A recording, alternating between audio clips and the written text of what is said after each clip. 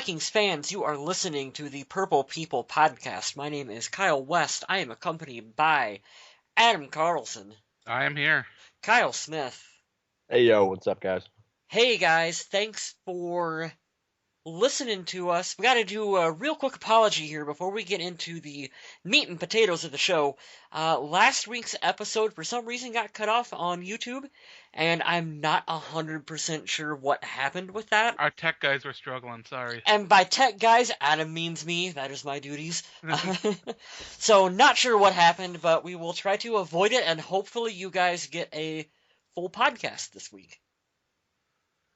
Yeah, it seemed to cut off in a pretty weird spot when we were talking about Teddy's passing yards compared to good old Drew Brees, so it was a weird spot to cut off, but Not sure all what you missed happened. was us rambling about passing yards and a passing offense, that sort of thing, so I don't think you missed too much except for me telling you to stay classy. Which, Tommy Gunn, you better stay classy now. The week's over. I gave you a pass. You better get back to staying classy. And give credit to the people who listen to the full show and realize that it cuts off. That is amazing. God bless you. Yeah, no kidding. Welcome, everyone, to episode number 185 of the Purple People podcast. This one's titled NFC Norse, because Norsemen own the North. I love it. At least for now. Spoil a quick hit. We won the NFC North. Traveled to Green Bay. Beat Week the 17. Packers. Offense struggling. Defense comes up big. Helps the team win. Such a nice story. We get the banner, Adam. The new banner stadium, goes in the yeah, new stadium. The new stadium opens up. We get the fancy new banner to hang up. I like it. I'm it's really gonna be excited. It's a good time to be a Vikings fan, right? If you go to the home opener, you are going to be treated to such great stuff. Oh, I can't even imagine how hard tickets are going to be to get there. You get the banner celebration. You get, the first game in the new stadium, all the new amenities. So cool. So cool. it'd be a fun future social media question. The first play of the regular season, I feel like something big is going to happen. What will it be? What will the big play be? I don't know. Use that for the future. Good off-season fodder, but we are not in the off-season. We still got more football to play. Which is It's true. amazing. It's true. And I just want to tell everyone, I'll talk about it later so we can get on with the quick hits. But I put my foot in my mouth the moment that Green Bay game started. I was like, I hope we destroy them 85-0. So if you guys heard my bold statement last week, I quickly ate my words. But a great win, sloppy win.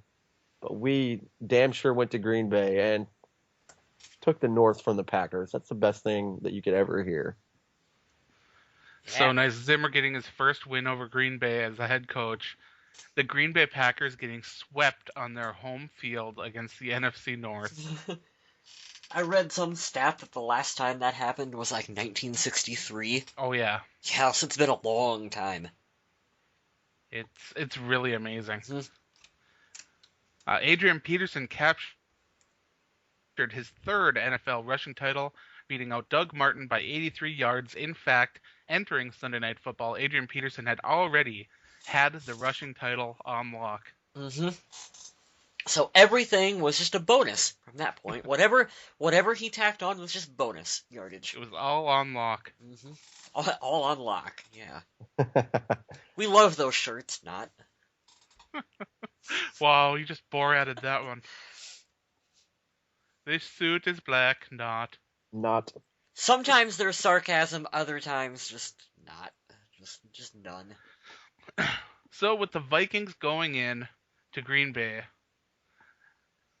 winning the division, they get to host a game at TCF Bank Stadium, and that game will be on Sunday, noon Central Time, against the Seattle Seahawks.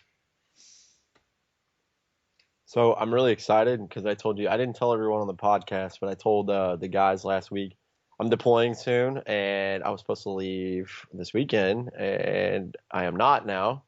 So guess who gets to watch this playoff game? This guy Me. right here. And that guy. And the other guy. Mm-hmm. So excited. Fantastic. And guess what? We get our normal time. It's a noon kickoff.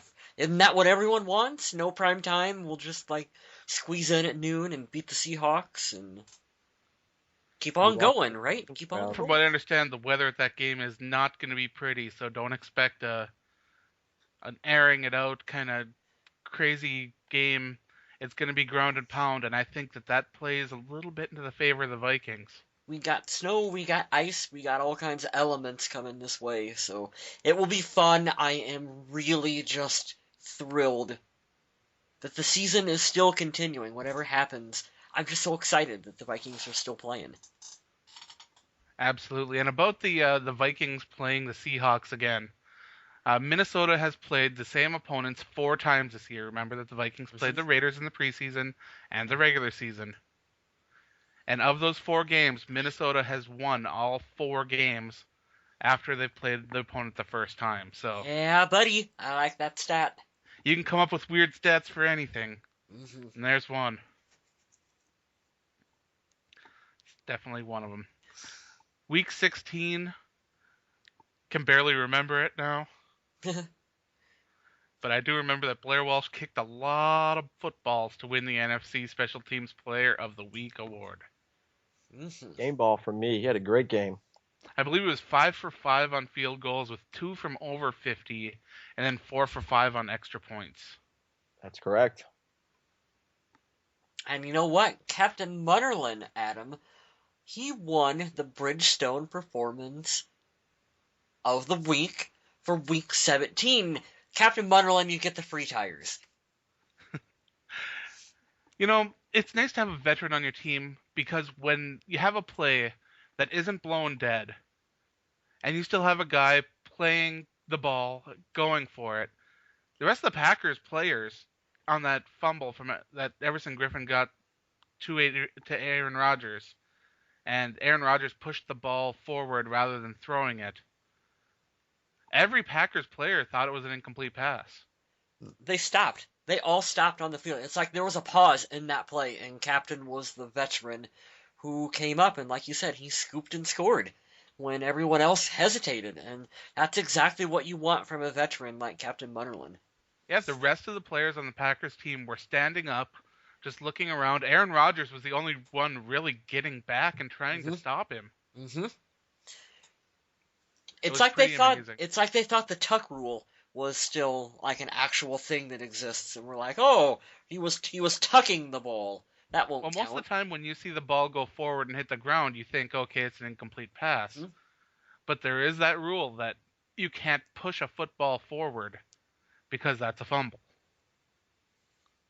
Even if it looks like a pass in real time, it's something. And it's that veteran experience from Captain Munnerlyn that is just something this young team really needs to realize and understand. Mhm. And on a side note there, Brian Robinson has been our locker room leader for the Vikings, and he has been taking a lot of these young guys and telling them how much these wins mean to the team's players that have been there and have suffered through some of these horrible seasons.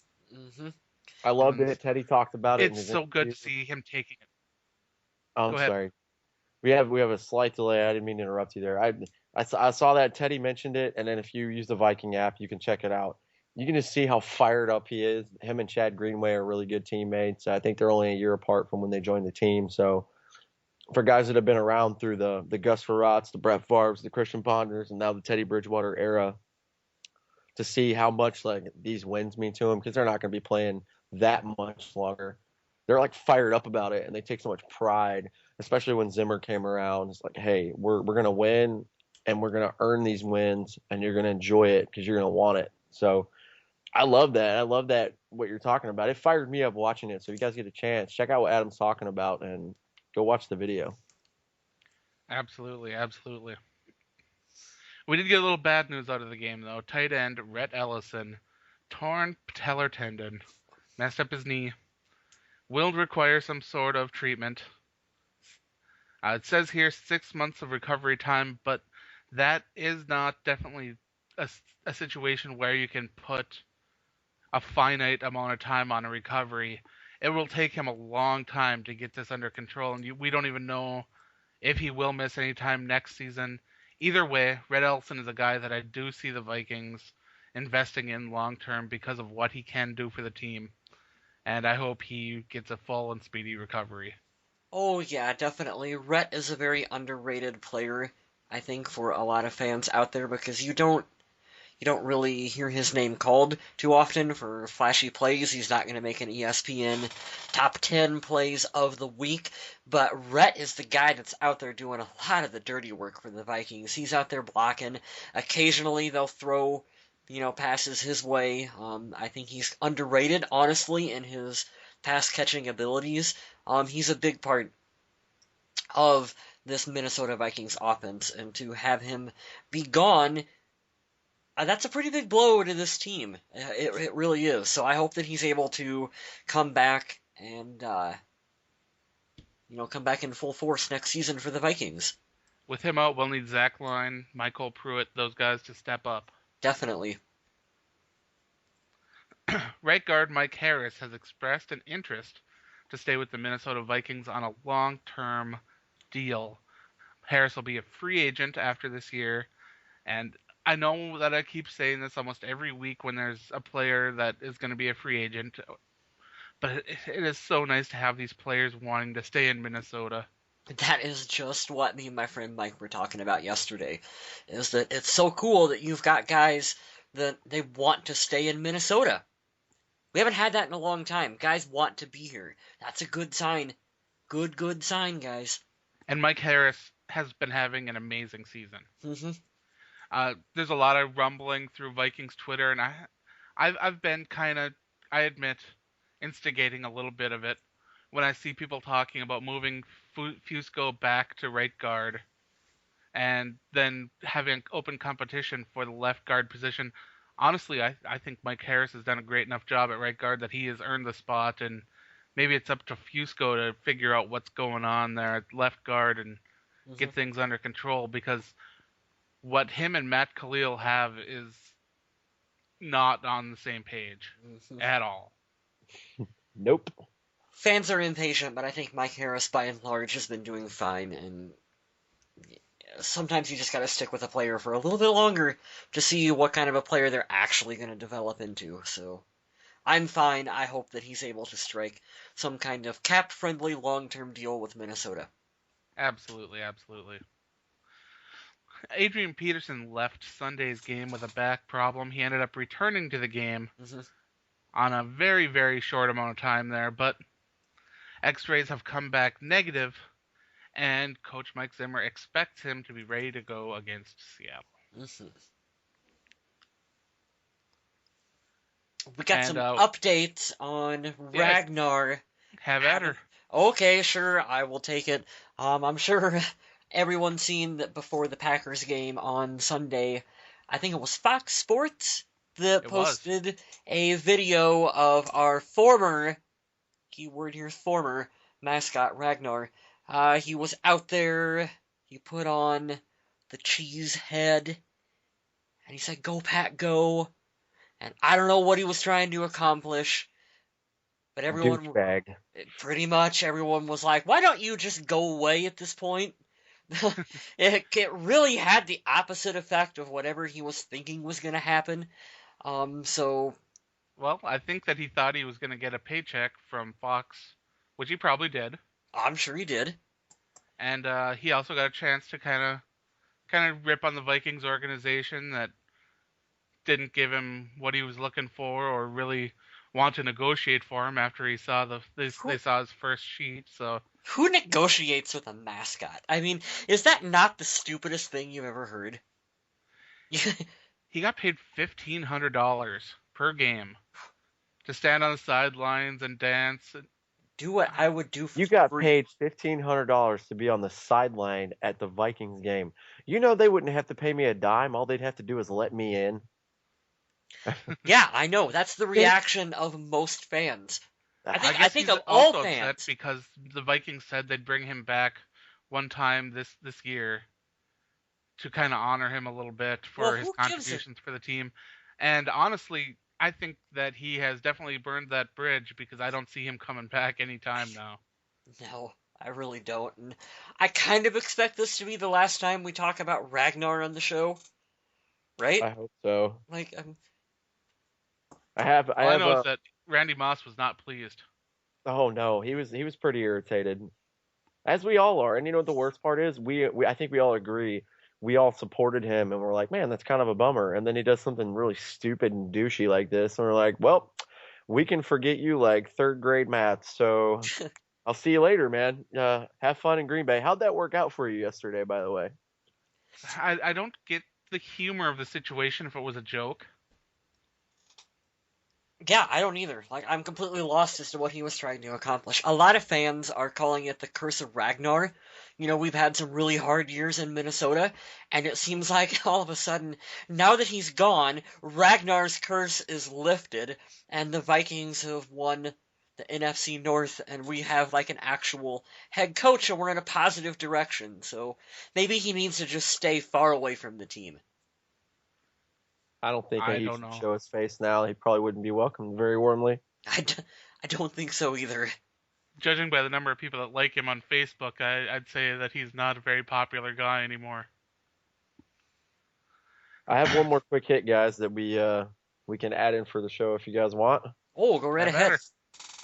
So earlier today, the 2016 Minnesota Vikings opponents were announced. We don't have dates for these yet, but all of these came out. So I'm going to give you the list of home Oh, and away games. I I'm don't gonna. even know who this is. This is cool. Here you go. I Awesome. mean, I had the list here Yeah. for later, but we can take care of it now. Oh shit. I'm sorry. So we obviously are going to play Chicago, Detroit, and Green Bay twice. Once at home, once away. I'll go with the away games first. We are traveling to the Philadelphia Eagles, the Washington Redskins, the Jacksonville Jaguars, the Tennessee Titans, and the Carolina Panthers. Oh, I like that. Panthers will be hard, but I like the rest of it. And that's the away games, Yeah. guys. We are going to have a stellar season at home. I'm going to go ahead and tell you that. We're going to play the Dallas Cowboys, the New York Giants, the Houston Texans, the Indianapolis Colts, and the Arizona Cardinals. Hmm. So take from that what you will. I'll read those off one more time. Home games: Chicago, Detroit, Green Bay, obviously. Dallas, New York Giants, Houston, Indianapolis, and Arizona. And we are traveling to Chicago, Detroit, Green Bay.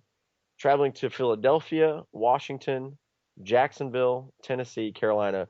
I'm still going to be stationed in Virginia, and I'm going to be damned if I don't get to see the Philly game, the Washington game, the Carolina game, possibly even the Tennessee game. So I promise that to the podcast. I will still be here when I return, and I'm going to give you photos and maybe even do some live tweeting from the games. I'm going to take advantage of that in a heartbeat. I mean, But those there's, are opponents for next year. I mean, there's so much turnaround in the NFL that you never know what a team's going to be like next year. You can go from being really bad to really good in a really short amount of time. Look at the Vikings underneath Mike Zimmer. But that seems like a pretty favorable schedule, in my opinion. I like that. There's some tough teams in here. You can never count out the Colts with Andrew Luck. You got the Texans with their defense getting them to the playoffs. Carolina with The Cam Newton Cowboys, when healthy, can be a very, very dangerous team offensively. when they get Johnny Manziel, right? You never know. And the Giants, they'll probably have Odell for that one. Hmm. If I were to guess, I would say that the home opener is either going to be Indy or Houston. That'd be tough. But Fair guess. we're Like you said, on paper, these teams this year are terrible. These guys are going to get some quarterbacks back. So you got to think Dallas is pretty much garbage this year. They're going to have Tony Romo back. You said Odell will be back for the Giants. Andrew Luck should be healthy for the the Colts. The Texans might actually pick up a quarterback. I don't know. I know they're in the playoffs, so they're later in the draft. But if they can get that figured out, they've got a speedy little wide receiver. So healthy competition. We're going to have lots of it. And you got to think too. We're going to play the two teams that are above us in the playoffs in the NFC too. We're going to go to Carolina and host Arizona. So I Division don't know. champion Washington Redskins. Whether we want to admit it or not, the Jaguars are a team on the rise. Yes. whether we want to admit it, Jacksonville is a team. I have They no idea what's going on with the Eagles, so I'll kind of put a question mark there. And Tennessee has talent. They just got to get that coaching staff in place. Chip Kelly. Going to Philly. So Or going to this Philly. just in, hot off the press. I have to jump this in there. It's not really a quick hit, but it's a good one. Long time ago on the show, I'd say before the season started. I'd say a long time ago, maybe a few months back. I told you guys I met a loyal Packer fan here in Virginia, and we had like good friendly conversation, and we emailed back and forth. So I just got an email that says, "Congrats, old purple one. You guys did it. The streak is over." And he sent me a picture of the V8 Purple Power Blend. That's Nice. fantastic. So I want to give a shout out to him. Thank you for staying classy in that. I know a lot of Packer fans were very salty this morning. All right, so let's get into talking about that football game that we watched, huh? Yeah, let's do it. Let's break it down. Game ball donkey time. hmm I'll kick it off. Sounds great. I will give my game ball to Xavier Rhodes, who I think has been having a really good season, just all season long. I disagree with that tangent that the announcers went on about him losing confidence and this, that, and the other thing. Hey guys, he has a really hard job, and I think he's been playing really, really good football for the Vikings. This game in particular, he came up big in some really opportune moments for the Vikings. He was able to pick off Aaron Rodgers. Not an easy thing to do, so my game ball is going to Xavier Rhodes. Very nice. Mr. Smith? Well, I'm very excited because much as the Vikings have had an even better turnaround year, this player has had an even better turnaround of a year. Captain Munnerlin, in my opinion, won this game for us. More points on the board means you win the game, right? And if he had not had stayed aware, realized that the play was not dead, that I believe was it Everson Griffin? Yes, Everson Griffin had made Aaron Rodgers fumble, looked like a forward pass, whatever. Scoops it up and runs it back, which I really, really am glad because the last game we played, he could have had a pick six for Eli Manning, but he was knocked out about 5 yards short.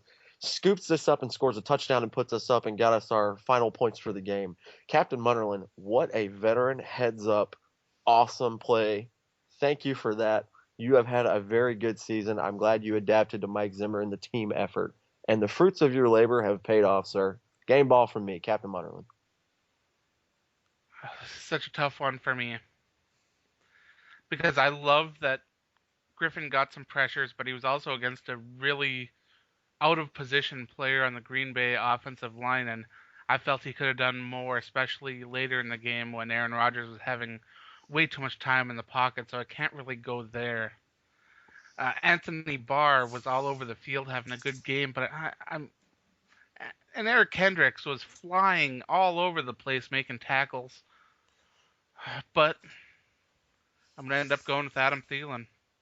Good choice. He was an alternative for me.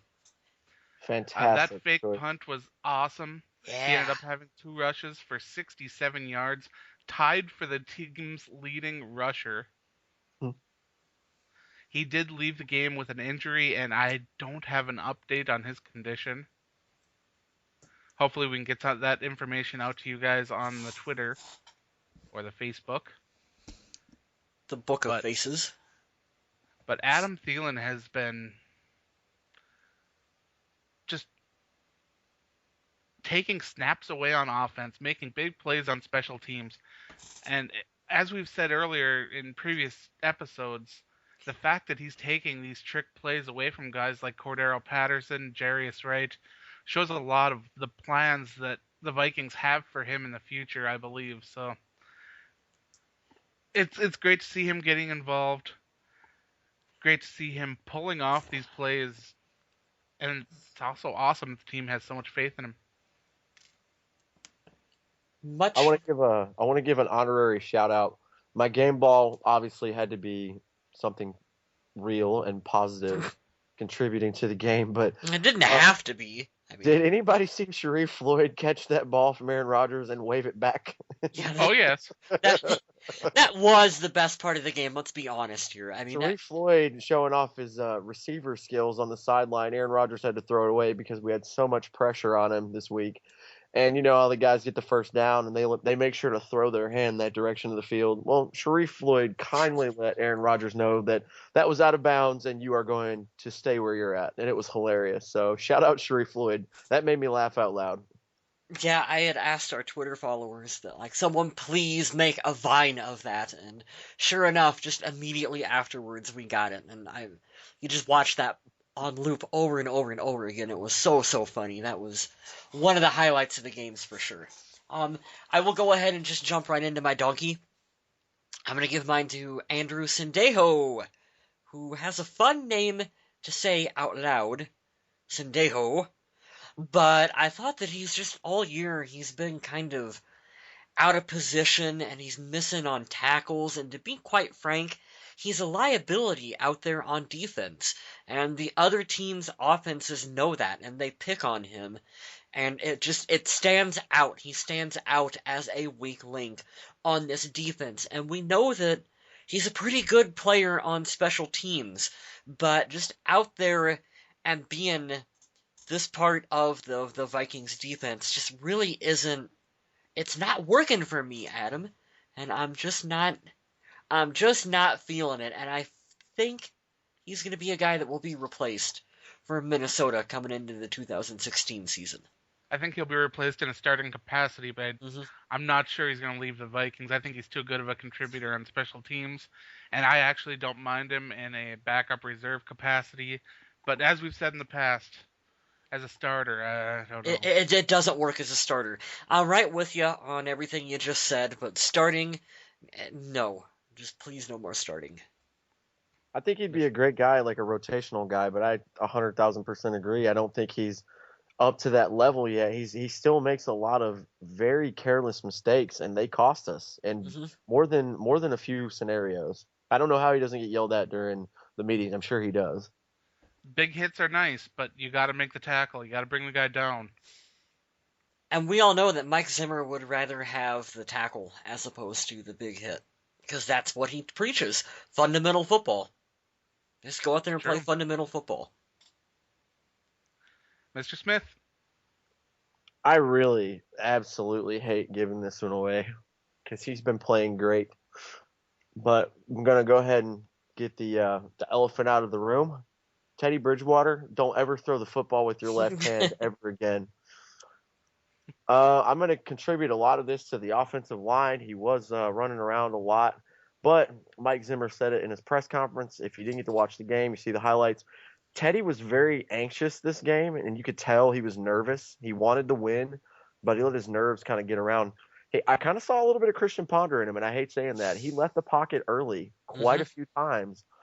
And like I said, he made a left-handed throw. He wanted to make something out of nothing. Probably the interception of Green Bay's year from their safety. Micah Hyde, unbelievable Oh catch. God, it was crazy. But Teddy Bridgewater, I think he had a rating of like 54 for the day. He barely had 50% completions and an interception, no touchdowns. He had a crappy day. You cannot do that in the playoffs. We're going to need you to step up. So hopefully this is the game that he got out of his system. He played poorly and we still won. So we can take that as a win. But Teddy Bridgewater did not have a good day. I'm sorry. You got to take my donkey. No, The nice thing is that my donkey will probably take the heat off you for your donkey. it's a really fair assessment, though, because like you said, we're playing playoff football at this point, and if you want to play playoff football and win, you can't do things like whatever he was trying to do. And he joked about it in the press conference afterwards. He said that that was one of the stupidest plays that he has ever made. So he Did you see realizes. his tweet? What was the tweet? I don't. Don't ever do that again, Teddy. Go. Well, I mean, there you go. And he's got a good sense of humor about it, so I don't feel like that he's really gonna beat himself up over it too much, as long as he realizes that he can't do things like that. Like that. That's a positive. That's the positive spin on that play. I do think the Vikings made some mistakes not getting him the quick, easy completions early. Instead, they ended up going for deep shots, which have never been Teddy's strong suit early in a game before he finds a rhythm. Mm-hmm. Teddy really is a rhythm guy. You get him going, he's going to have a nice game. And when he opened up with those incompletions, it just set the tone for a really bad evening. Speaking of setting the tone for a really bad evening, The Minnesota Segue. Vikings are set to be a team centered around one player on offense, Adrian Peterson.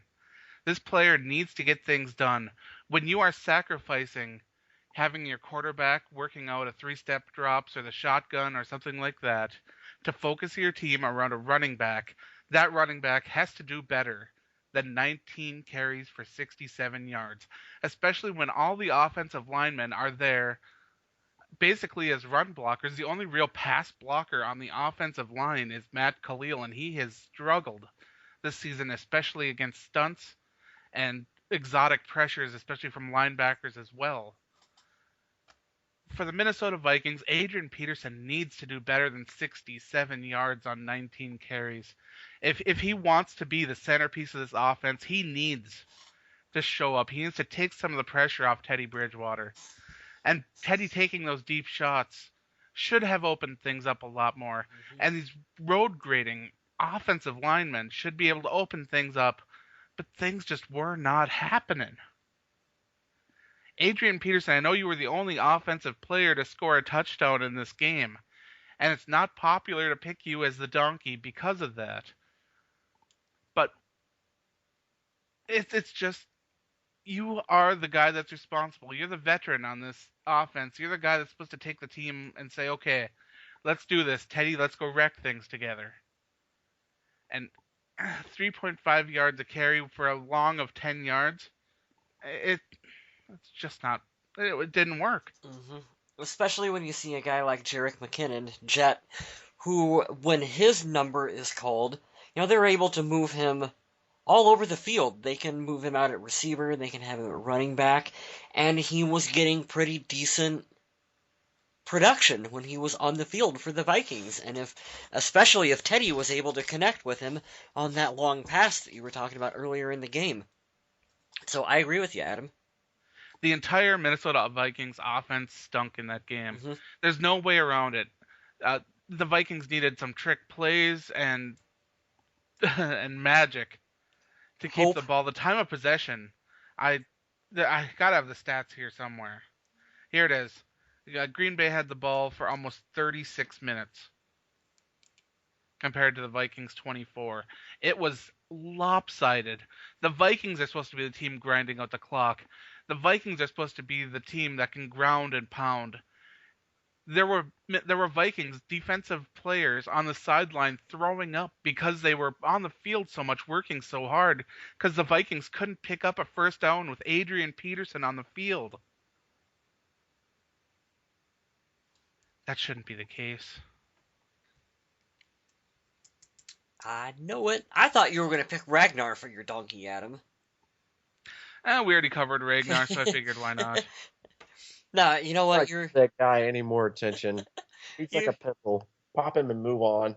You're right. It's going to be very unpopular amongst the fans, but I think you're right about your assessment about Adrian Peterson.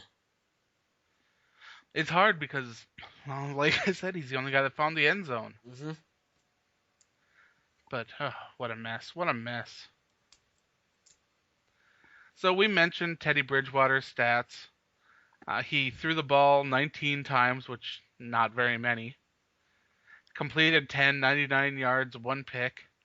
Sacked 3 times. Not a good day from Teddy. Not a good day from Adrian. We mentioned his 19 carries for 67 yards from Adrian. Receivers, nobody had a good day there either. Jerick McKinnon, 33 yards, led the way. Highest wide receiver, Mike Wallace, 1 catch, 22 yards. All in all, a big, big mess on offense. If Norv Turner isn't getting chewed out at least, by someone, I don't know who's in charge of keeping him under wraps. It's got to be Spielman. Got to be out there saying, hey, I got you all this talent. Why are we putting this on the field? This isn't the product on offense that I've been investing so many draft picks in. How much of it do you chalk up to them being a young team, not used to being in the playoffs, and playing for the playoffs, and just nerves. It was the biggest game for a lot of these guys' young Yeah, careers. it And really sadly, is. next week's game will be even bigger. How will they respond? That's why you're right about your assessment about Adrian. This team really has to rely on veteran leadership and veteran players like Adrian Peterson to step up and lead these young guys in this situation. We were just talking on defense. Brian Robinson, Captain Munnerlyn stepping up, taking the young guys, helping them out, letting them know how much this means, but also keeping them grounded and letting them know that if they do their jobs, things will be all right. Can I jump in for a second? One of the guys that had a really good night too. I know we talked about the offense because you only needed about 5 seconds to talk about it because it was terrible. So, um, I'm so glad, and I think I finally figured it out because we'll probably talk about this once our season's done, whenever that is. But Eric Kendricks is making the case for me for defensive player for us, man. I watched him play last night, and I know you're talking about veterans, but the way he was playing last night, he was the one guy that I've picked out the last 2 weeks that I'm really eyeing in and focusing on. This kid's playing like some really damn good football. He made a key save when they were going to convert on third down. It was like 3rd and 19. It's one of the biggest things that I remember. But just I watched that kid play last night, and I know that Stephon Diggs is a good prospect. I know Trey Waynes is going to be a fantastic corner for us in the near future, but I think Eric Kendricks was the steal of this draft for us. I don't know. I just want to throw that out there. He had a great game last night. There were several times in that game where Eric Kendricks was able to do things that I wasn't quite sure he was ready to do. I knew he was athletic, and I knew he could do some things in the coverage game, but some of his anticipation, good angles, solid tackling, when you got a player that isn't really a big thumping linebacker, because that's what the Vikings are used to. In the past, the Vikings middle linebackers have been big guys that were just there to thump down on the running backs. And this shift to the more physically aggressive, speedy young players on defense is really making a big change. We're seeing the youth take over and this defense creating its own identity. It's so much fun to watch happen. It's fantastic too. The one of the all the coaches preach. I would say 90% of coaches would say defensively we want to stop the run first. Start with your line. You got to have good linebackers for the fallback. But what was really awesome last night, not even the play on the field, we actually got a good little segment on Eric Kendricks by Chris Collinsworth. He gave him a ton of praise, talking about how there are these new hybrid linebackers, like you were mentioning, Adam, that are coming out. Yeah. Like you said, we're used to these big, huge, hard knock thumping guys. These guys can do it all. Anthony Barr is a prime example. He can do anything you ask him to, and just the way it's cool how you see the NFL is shifting. People are getting more athletic. They're doing different things. They're doing more things than they used to. So I don't know. I know I'm giving him a lot of praise, but he had a great game last night. I solidly believe that the defense won this game last night because it wasn't happening Absolutely. else. And there's no way to really say how the team made this shift in philosophy, but it sure is kind of odd that as soon as Mike Zimmer gets to Minnesota, the focus changes away from drafting to fill holes instead they were picking these ultra athletic players and making them giving them big roles to allow themselves to show off just how athletic they really are. To me, that's one of the most interesting shifts that the Vikings had since Zimmer has arrived in Minnesota. Well, you got to remember Leslie Frazier is the same defensive coach that when he goes to Tampa Bay, what do? They trade away Darrell Revis because he doesn't fit the system. He was a really big system-oriented coach, and I do think you are seeing guys like Anthony Barr, who is just an athletic freak, and they come in underneath Mike Zimmer, and they find ways to utilize talent, and it is a refreshing thing to see. And rather than plugging guys into a system, they're making things work for these guys. It's refreshing. It's so nice to Maximize, see. yeah, maximize the talent that you have. For sure. Hmm. Leading the team in tackles with 14 was Andrew Sendejo in this game. Could have had more if he'd have been wrapping up. That's for Yeah. sure. Isn't that weird? We talked about this last week, Adam. Do you remember talking about a game that we wanted Harrison Smith to have? I said I wanted him to have you were like, "Oh man, what if he has, 10, 12 tackles and 2 interceptions?" I was thinking more of the interceptions part, and you're like, I don't want him to tackle that much. That means a ton of people are Right. in secondary. Prime example, Andrew Sendejo. Aaron Rodgers threw for like 300 yards yesterday and got a score. So he was making a lot of plays today. He threw the ball over 40 times, I believe, too.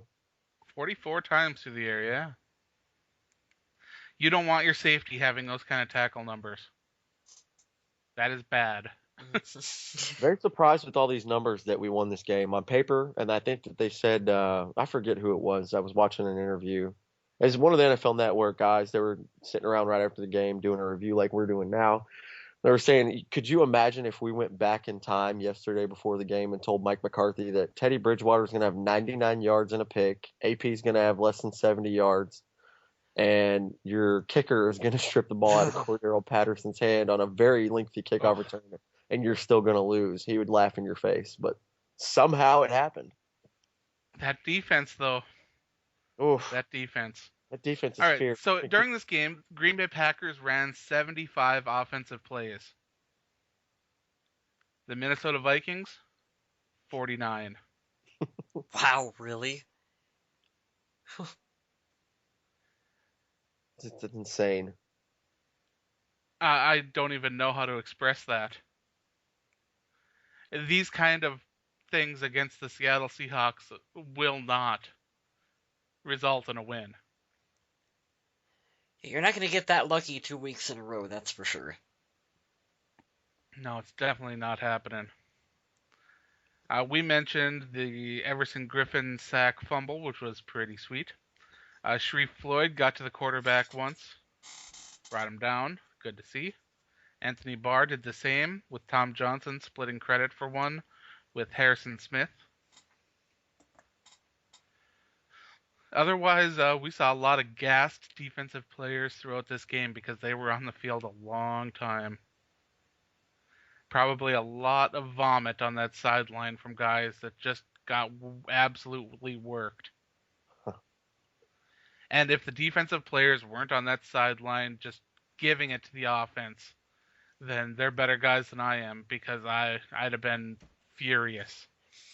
Now, you know what? Zimmer joked in the press conference that was the negative of the Captain Munnerlyn scoop and score, is that the defense had to go right back out on the field, and he even said that they were pretty gassed at that point, and that they definitely they need longer periods to rest.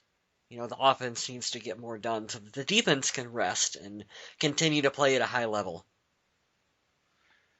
If you'd have told me James Jones would have 102 yards in this game, I would have shrugged. I'd have been like, "What?"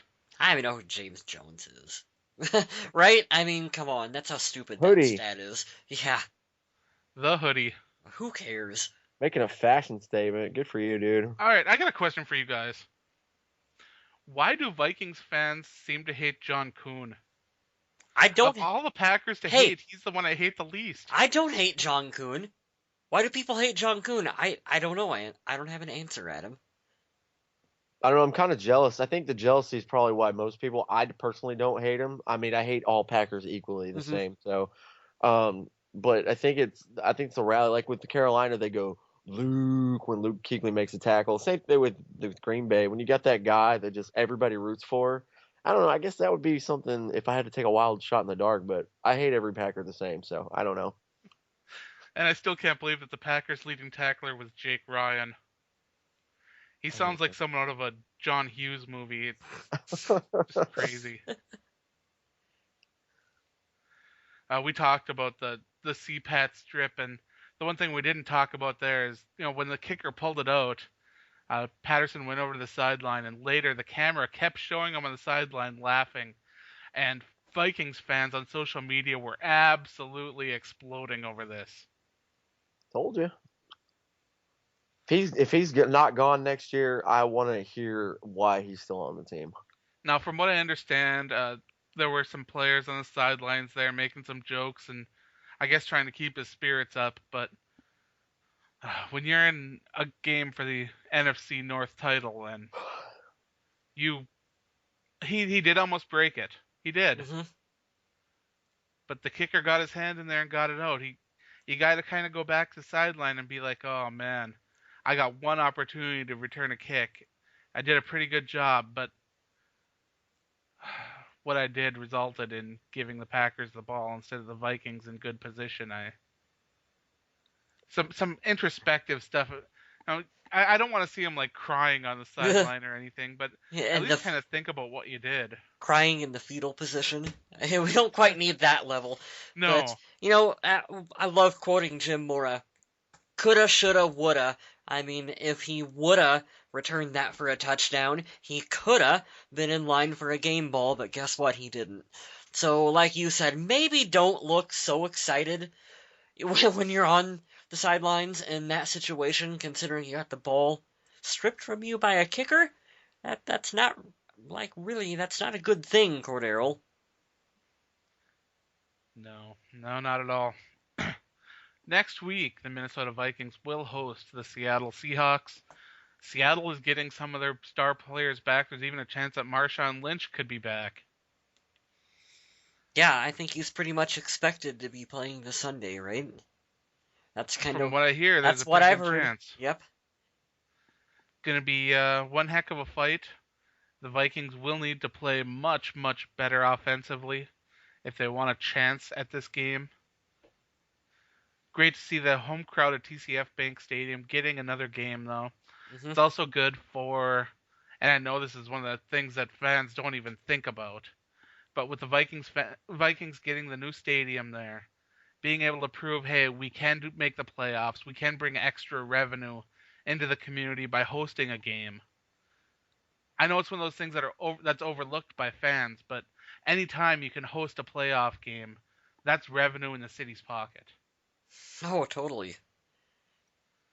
So that's something to definitely be considered Hmm. outside of the football realm. I But have a positive and a negative for this game. I the negative, Marshawn Lynch is going to be back. That's going to be really tough. If there was a tougher opponent that we're going to face, I don't know that there is one. The positive is, if you guys can level with me, I think you'll agree. Look at the first time that we played Green Bay and Seattle. It was pretty ugly in both of those games, correct? Hmm. oh We yeah, had an opportunity to avenge ourselves in Green Bay. Wasn't pretty, but we came out with the W. I don't think we're going to have the same exact game plan this time around as we did last time. I think they are very much the team to beat, even though the Panthers are 15-1. Arizona's really good. Seattle, in my mind, is the New York Giants this year. They're the team to beat. They're hot right now. But guess what? We are too. We played very well since that loss. Even in a loss to Arizona, we played very well as a team that game. We beat Chicago. We beat the Giants. We beat Green Bay. We're on a roll, and we're going to be at home, which is always an advantage. I definitely would not want to play in Seattle if I had my choice. So I think that's cool. And just keep that in mind, guys. The other guys that are listening to this, we turned it around. We learned, and a month ago that was an eternity. So hopefully we game plan a little different. That would make a statement from the Vikings to take the North and then to beat the Seahawks the next week in the playoffs. you want to hear something absolutely terrifying? Let's do it. Okay, let's say the Vikings are playing the Seahawks, right? And somehow they find a way to win, which is amazing. Hmm. Next, they travel to Arizona. Arizona is another team that's just absolutely tough. And if somehow they manage to beat Arizona, they will likely, and I say likely because there's a chance this won't happen, they'll likely have to beat the Carolina Panthers. And Yep. if there's a chance that they beat the Carolina Panthers, this is the Super Bowl here.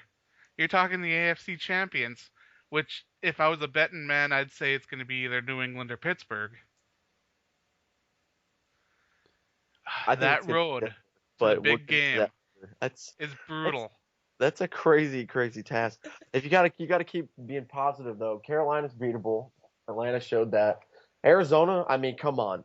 We were as in that game as any other team's gonna be that lost. So it's not too attainable. I think honestly, I think this would be the toughest task coming on, even though the teams get better and they have better records, they've won more, all that good stuff. And Seattle's the team to beat right now, in my opinion. They're on fire. Russell Wilson is just, if Cam Newton hadn't already locked up that MVP, I think Russell Wilson would be in the talks of it. He's having a damn good year, but Road to the big dance is gonna be tough. there you guys go. I said it last week. I said, man, I want the Vikings to lose, so we play in Washington. Well, Seattle came out and beat the crap out of Arizona, so that was done before we even started the game. So all you guys that were there before me, where I'm at now, saying we need to win the North, we need to play the best and beat the best. Here you go. Put your money where your mouth is. I hope the good Well, Vikings team shows up Sunday. you led us right into the social media question. There you go. We asked you guys which of the 3 playoff scenarios you rather would have had at Green Bay, at home versus Seattle, or at Washington. Uh, there was a lot of there was some confrontation in the chat here, so it wasn't always pretty. But Stephen Kornberger said, if you believe that the Vikings would have a shot at the Super Bowl by going the Redskins road, then that opportunity would outweigh the division title. But a division title win in Green Bay and a playoff game at home outweighs just beating the Redskins and losing the next week. John Dostal says, on paper, I would like at Washington, but the momentum from just winning the division might be able to boost us over Seattle and give TCF a playoff win to thank them for their 2 years. David Monahan says, I'm a big-time Vikings fan, but the Vikings passing game is pitiful. And he goes on and on about the Vikings struggling offensively. And he finally says that the Vikings should take a page out of the Seahawks playbook and be a run-first team. So I'm not sure what his answer was there, but he definitely wants to see more from the Vikings if they're going to be victorious in these games. Well, I'd say we are a run-first team. Nathan Goskinson says, at home for a rematch against Seattle with a healthier defense. And Thomas Buge says, home game for sure. What's dangerous about this Minnesota team is that we actually learn. Right? Like, this is a team that learns from its mistakes, for the most part. So, man, playing Seattle again, geez, this is a really incredibly tough road. But maybe, just maybe, they can at least hang in with them, and maybe they can pull an upset. You never know. You never know, guys. I never count anyone out because once you are in the playoffs, you have a chance. Mm-hmm. Totally. That's all it takes. Nobody thought the Giants would be able to come in and win a Super Bowl when they were a wild card team that nobody thought was dangerous at all. And I believe NFL Network or NFL.com recently released a video saying that the Vikings were the most likely team to be one and done in the playoffs. That is correct. And you don't think Mike Zimmer is using this as fuel for fire to tell the team, like, you're in the playoffs and they already have you eliminated. So use it.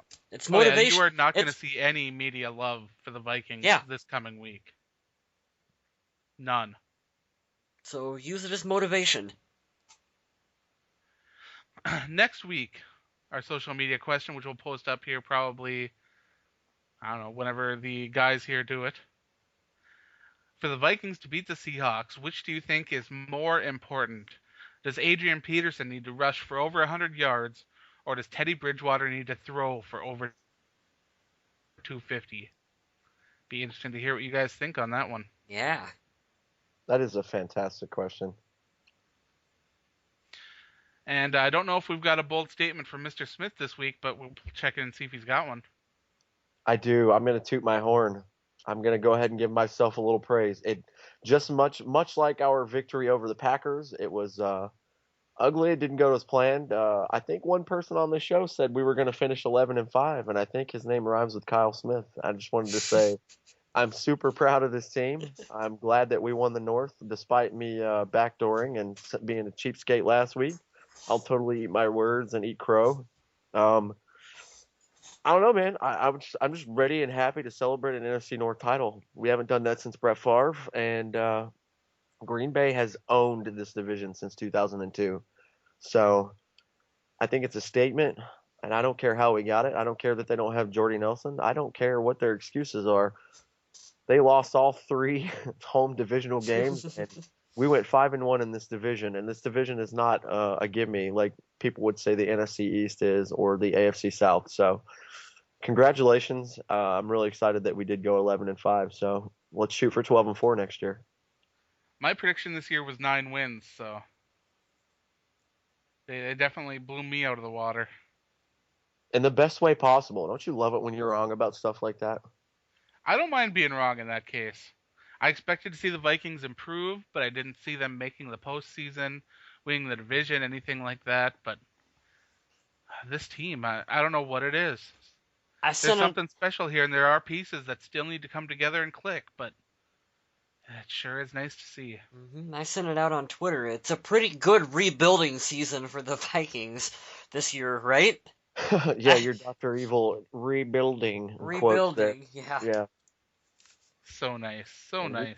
we found a good coach. We've got a smart GM, and I think we got a quarterback. So I think we're going to be fine. I think the momentum shift for the division we're in just started to head towards Minneapolis. That's all I'm going to say. And don't get us wrong, it's not like we're content with the Vikings the way they are. The main goal is the Super Bowl. There's no questioning that.